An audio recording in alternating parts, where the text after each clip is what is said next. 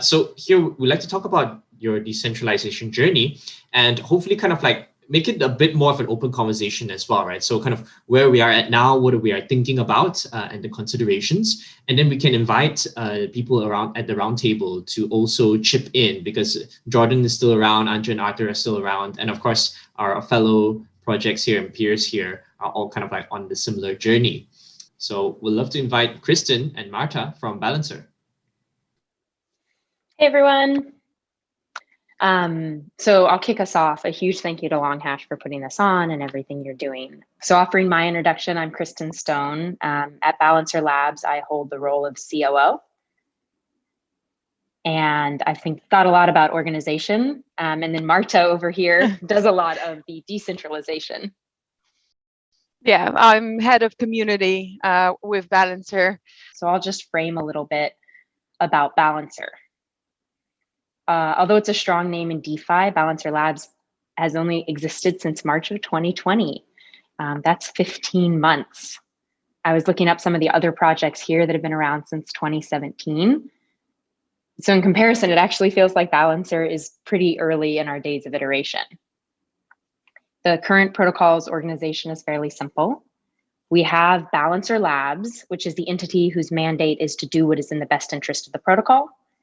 And then we have the community who forms discussions on Discord, Discourse, and completes votes on Snapshot, very similar to other projects. Within the community, something Marta has thought a lot about, there's a group of more engaged members we call the Ballers. This really came about in a grassroots way, where members of the community were providing more support, becoming labeled as Ballers, and the program's evolving, which Marta can speak a little more about. There's volunteer tags and people who we view as, yeah, these are trusted parties and it's good to trust them around the community. That the biggest question I think I have is, how do we get people to care? And when do we know that we have the decentralized autonomous community that is driving the protocol? When is it, is it the number of people that are voting? Is it the number of proposals being made? There are so many metrics, and I'm wondering which of them are valuable and which of them we as Balancer that are thinking at the beginning of that journey, we should be focusing on.